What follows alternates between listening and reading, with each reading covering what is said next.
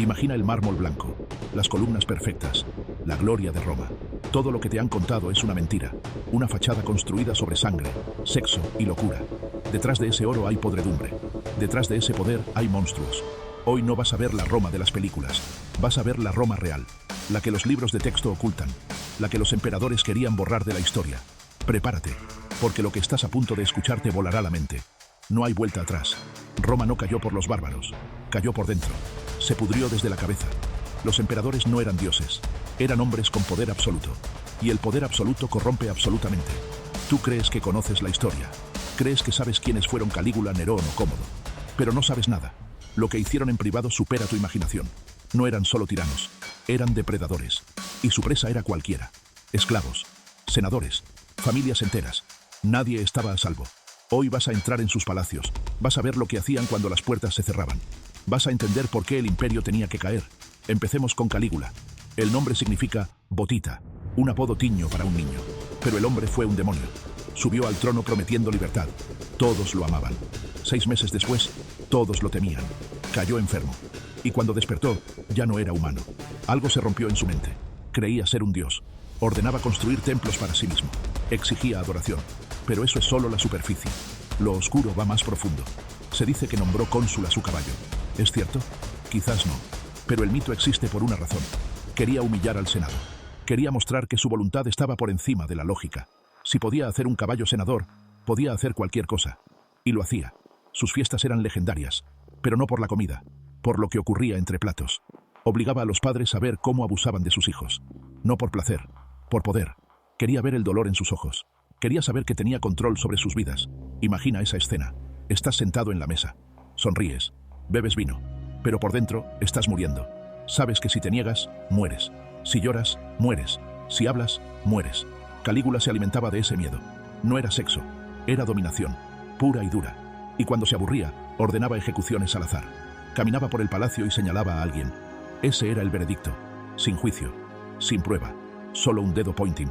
Y la vida se acababa. Pero Calígula fue solo el comienzo. Nerón llevó la locura a otro nivel. Él no quería ser un dios. Quería ser un artista, un performer. Obligaba al Senado a ver sus actuaciones. Horas y horas, cantando, tocando la lira. Si alguien se dormía, era ejecutado. Si alguien se escapaba, era capturado y castigado. Imagina la tortura psicológica. Los hombres más poderosos de Roma, forzados a aplaudir a un tirano mediocre. Pero eso no es lo peor. Nerón castró a un joven llamado Esporo. Lo hizo parecer una mujer. Y se casó con él, en una ceremonia pública, con testigos, con dote. No era un secreto, era un espectáculo. Quería romper las normas. Quería mostrar que estaba por encima de la moral, por encima de la naturaleza. Y luego está el incendio. Roma ardió. Miles murieron. ¿Quemó Nerón la ciudad? Quizás. Quizás no. Pero aprovechó el caos. Construyó su Domus Aurea, la Casa Dorada. En medio de las cenizas, un palacio enorme, con un lago artificial, con estatuas gigantes. Mientras la gente vivía en la calle, él construía un paraíso. Y en ese paraíso, sus perversiones crecían. Se dice que organizaba cenas donde los invitados eran las víctimas. No metaphorically, literalmente. La línea entre el entretenimiento y la muerte era invisible. Para Nerón, la vida humana era un accesorio, como una copa de vino, como una toga, usable, desechable. Cómodo fue diferente. No le interesaba el arte, le interesaba la violencia. Era un gladiador, pero no un gladiador normal, un emperador gladiador. Bajaba a la arena, pero no había riesgo. Los animales estaban heridos, los oponentes estaban armados con espadas de plomo. Él siempre ganaba. Cobraba millones del tesoro por cada aparición. Saqueaba Roma para financiar sus juegos. Se hacía llamar Hércules romano. Llevaba una piel de león, un garrote. Caminaba entre la multitud esperando adoración. Y la gente aplaudía. Por miedo. Sabían que si no aplaudían, serían los siguientes en la arena. Cómodo no luchaba por gloria, luchaba por validación. Necesitaba que lo vieran como un dios, porque por dentro se sentía vacío. Pero hay uno peor.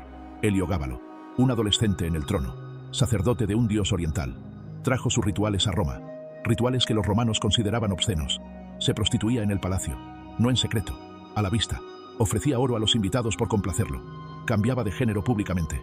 Pedía médicos que le operaran para tener órganos femeninos. No era solo comportamiento sexual. Era una guerra contra la tradición. Quería destruir la identidad romana. Quería reemplazar a Júpiter con su dios Sol.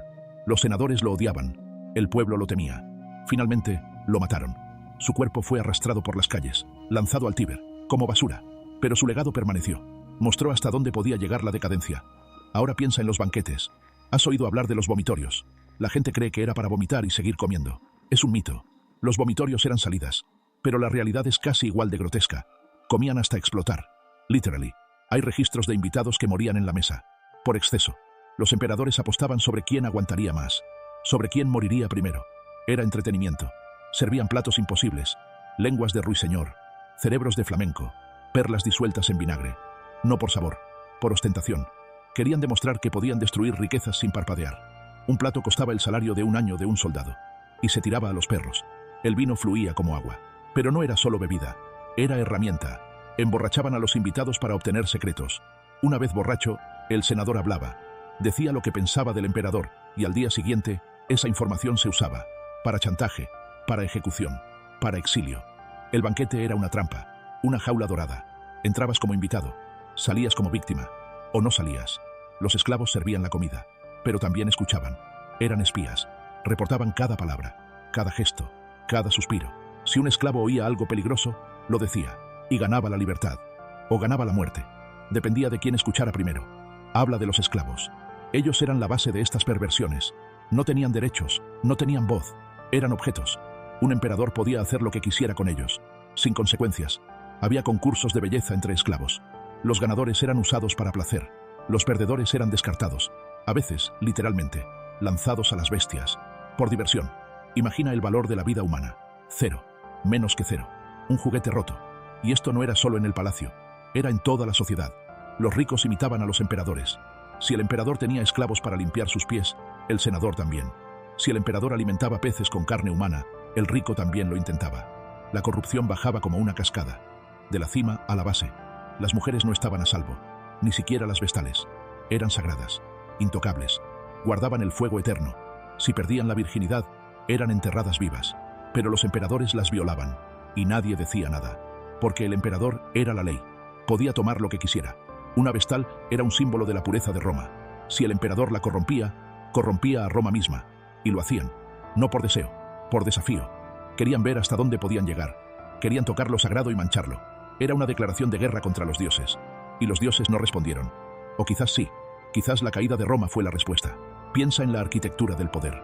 Los palacios tenían pasadizos secretos, habitaciones ocultas, espejos unidireccionales. Los emperadores observaban, sin ser vistos. Vigilaban a sus invitados, a sus amigos, a sus familiares. La paranoia era constante. Nunca sabías quién te miraba. Nunca sabías quién te traicionaba. Vivías en un panóptico, una prisión sin muros. Y el carcelero era el emperador. Esta vigilancia creaba una sociedad de delatores. Hijos denunciaban a padres, esposas a maridos, amigos a amigos, por una moneda, por un favor, por sobrevivir un día más. La confianza desapareció. Y sin confianza, la sociedad se colapsa. La violencia era cotidiana, no solo en la arena, en las calles, en las casas. Los emperadores paseaban por la noche, disfrazados, atacaban a la gente, robaban, golpeaban, mataban. Y si alguien se defendía, era ejecutado por atacar al emperador. Era un juego, una cacería humana. Cómodo lo hacía, Nerón lo hacía, Calígula lo hacía. Querían sentirse vivos, querían sentir el miedo de sus víctimas. Era una droga, y necesitaban dosis más altas cada vez. Al principio era un esclavo, luego un ciudadano, luego un senador. La escalada era imparable, hasta que la cuerda se rompía, y el emperador caía. Pero, ¿por qué nadie los detenía? El Senado tenía poder, teóricamente, pero el Senado tenía miedo. Sabían que hablar era morir, así que callaban, aplaudían, asentían, se convertían en cómplices. Su silencio permitía la locura. Cada vez que un senador aplaudía a Calígula, lo hacía más fuerte. Cada vez que ignoraban a Nerón, lo hacían más peligroso. La cobardía institucional es tan dañina como la tiranía. Roma tenía mecanismos de control, pero no funcionaban, porque los controles dependían de hombres, y los hombres son corruptibles. El sistema falló, no por diseño, por naturaleza humana. Hablemos de la religión. Los romanos eran supersticiosos, creían en augurios, en señales. Los emperadores usaban esto, manipulaban los presagios, sobornaban a los augures, para declarar guerras, para ejecutar rivales, para justificar perversiones. Si el emperador decía que los dioses querían algo, los dioses lo querían. Era la voluntad divina, y cuestionar la voluntad divina era traición. Así que las perversiones se volvían rituales, lo absurdo se volvía sagrado. Un emperador podía declarar guerra al mar, y azotarlo, y el Senado lo registraba como un acto holy. La realidad se distorsionaba. La verdad era lo que el emperador decía, y cuando la verdad desaparece, la locura reina. La economía también sufría. Estas perversiones costaban dinero, mucho dinero. Construir palacios, organizar juegos, importar exotismos. El tesoro se vaciaba. Para llenarlo confiscaban propiedades, ejecutaban a los ricos, por traición inventada. La muerte era un impuesto. Si eras demasiado rico, eras un objetivo. Tu muerte llenaba las arcas del emperador. Esto creaba un incentivo perverso. Los emperadores necesitaban enemigos para financiar sus vicios. Y los vicios necesitaban dinero para sostenerse. Un ciclo vicioso, que drenaba al imperio. Las provincias sufrían, los impuestos subían, el comercio caía. Todo para financiar la locura de un hombre en Roma. Y la familia imperial. No había amor, solo intriga. Madres envenenaban hijos, hijos mataban padres, hermanos se traicionaban. Agripina mató a su esposo para que Nerón fuera emperador. Luego Nerón la mató a ella. No hubo luto, solo alivio, porque ella era un obstáculo. El sangre no importaba, solo el poder. Las dinastías no eran linajes, eran campos de batalla. Y los niños crecían viendo esto. Aprendían que la traición es normal, que el asesinato es herramienta, que la familia es riesgo. Así se formaban los futuros emperadores, monstruos criados por monstruos. El ciclo se repetía, generación tras generación. Ahora piensa en el ejército. Los soldados eran la única fuerza real. Podían hacer y deshacer emperadores. A veces lo hacían. Mataban al tirano, ponían a otro. Pero a menudo el nuevo era igual, o peor, porque había comprado el trono. Debía pagar a los soldados. Y para pagar, necesitaba dinero. Y para tener dinero, necesitaba confiscar.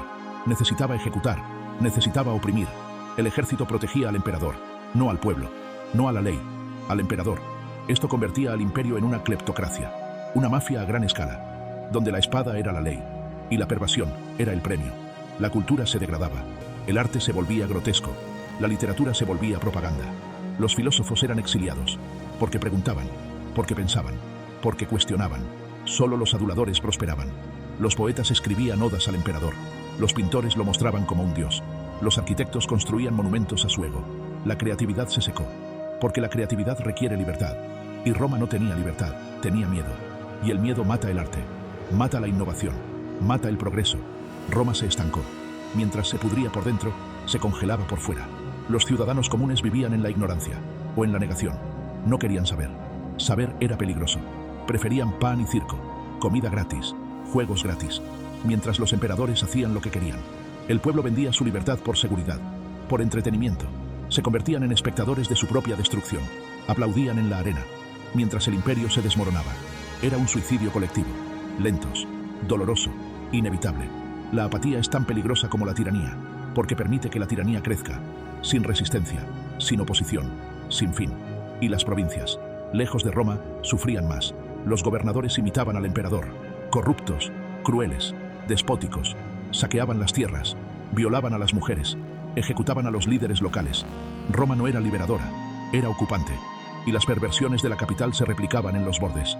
En Britania, en Galia, en África, en Asia, el virus se extendía, por las calzadas, por los barcos, por los comerciantes. Todo el mundo conocido estaba infectado. No había escape. Donde quiera que fueras, Roma estaba allí. Y con Roma, la corrupción. Pero hubo resistencia. Siempre la hay. Algunos senadores se suicidaban, para no ser parte del juego. Algunos filósofos enseñaban en secreto. Algunos soldados se negaban a obedecer. Pequeños actos, invisibles, pero importantes. Mantenían la llama de la humanidad viva, en la oscuridad. Eran testigos de que otro mundo era posible, de que la dignidad existía, aunque fuera minoritaria, aunque fuera peligrosa. Su silencio era ruido, su muerte era mensaje. Ellos son los héroes reales, no los emperadores, no los generales. Los que dijeron no, cuando decir sí era seguro. La caída llegó, lentamente, luego de golpe. Los bárbaros no invadieron un imperio fuerte, invadieron un cadáver. Roma ya estaba muerta, por dentro. Las perversiones la mataron, la moral se fue, la disciplina se fue, el honor se fue. Quedó solo la codicia, el miedo, la violencia. Y cuando llegaban los godos, los vándalos, los hunos, no había nadie para defender. Los soldados no querían luchar, los ciudadanos no querían morir. El imperio se disolvió, como azúcar en agua, sin lucha, sin gloria, solo olvido. ¿Qué aprendemos de esto? Que el poder sin límites es veneno, que la impunidad crea monstruos, que el silencio es complicidad. Roma es un espejo, nos muestra lo que podemos ser. Si nos descuidamos, si permitimos que la corrupción crezca, si intercambiamos libertad por seguridad, la historia no se repite, pero rima, y la rima de Roma suena familiar. Hoy, aquí, ahora, las mismas dinámicas, los mismos errores, los mismos riesgos, No somos inmunes. Nadie lo es. Las perversiones de Roma no son solo historia, son advertencias. Cada emperador loco es una lección. Cada senador cobarde es un ejemplo. Cada ciudadano apático es un reflejo. Tú decides qué ves. ¿Ves entretenimiento? ¿O ves peligro? ¿Ves curiosidad? ¿O ves responsabilidad? La elección es tuya, porque el imperio no son piedras, son personas. Y las personas hacen el imperio. Si las personas se corrompen, el imperio se corrompe. Si las personas despiertan, el imperio cambia. Esto te vuela la mente, porque no es pasado, es presente. La naturaleza humana no cambia. El contexto cambia. La tecnología cambia. Pero el instinto es el mismo. El poder corrompe. El miedo controla. La verdad libera. Pero la verdad duele. Y Roma nos duele, porque vemos nuestra sombra en ella. Vemos nuestro potencial para el mal y nuestro potencial para el bien. La historia es un campo de batalla, entre la luz y la oscuridad. Y nosotros somos los soldados. No olvides lo que viste hoy. No olvides los nombres. Calígula, Nerón, Cómodo, Heliogábalo. No son solo nombres, son símbolos de lo que pasa cuando el freno se rompe, cuando la ética desaparece, cuando el fin justifica los medios. El fin nunca justifica los medios, porque los medios son el camino, y si el camino es podrido, el destino será podrido. Roma llegó a la podredumbre, y se quedó allí, durante siglos. Ahora tienes el conocimiento. Úsalo, piensa, cuestiona. No aceptes lo que te dicen, investiga, busca la verdad, aunque esté oculta, aunque sea incómoda, porque la verdad es lo único que nos salva, de la mentira, de la manipulación, de la tiranía. Roma cayó por mentiras. Nosotros no tenemos que caer. Podemos aprender, podemos ser mejores, pero solo si queremos, solo si miramos el abismo y decidimos no saltar. Gracias por ver. Esto fue solo el comienzo. Hay más secretos, más verdades, más historia oculta. Suscríbete, activa la campana, no te pierdas lo que viene, porque lo que viene es aún más profundo, aún más oscuro, aún más real. La historia no termina, continúa. En ti. Hasta la próxima.